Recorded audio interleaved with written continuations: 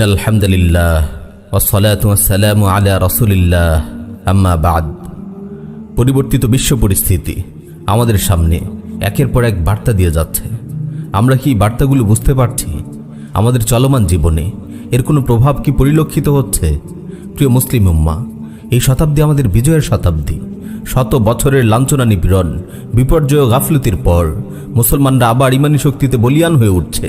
নতুন পরিস্থিতি সময়ের মিনারে মিনারে বজ্রকণ্ঠে ঘোষণা করছে ইসলামের প্রবল অভ্যুত্থানের কথা। ঈমান ও আকীদার নতুন এই বিপ্লব বারবার আমাদের সামনে তুলে ধরছে আল্লাহ রাব্বুল আলামিনের এই পবিত্র বাণী, ইউরিদুনা লিইউতফিউ নূরাল্লাহি বিআফওয়াহিহিম ওয়াল্লাহু মুতিম্মু নূরিহি ওয়ালাউ কারিহাল কাফিরুন।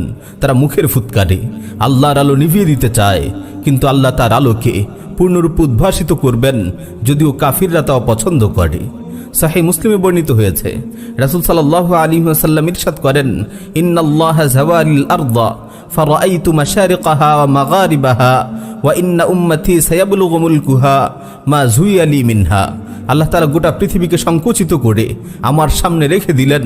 আমি এর পূর্ব থেকে পশ্চিম প্রান্ত পর্যন্ত দেখেছি। এই পুরো অংশে আমার উম্মতের কর্তৃত্ব প্রতিষ্ঠিত হবে।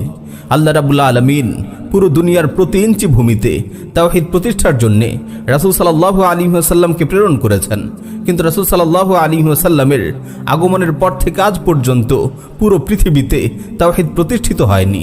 শেষ যুগে এসে খলিফাতুল্লাহ ইমাম মাহদী আলাইহিস সালাতু ওয়াস সালামের নেতৃত্বে পুরো পৃথিবীর প্রতি ইঞ্চি মাটিতে আল্লাহর রাজত্ব প্রতিষ্ঠিত হবে।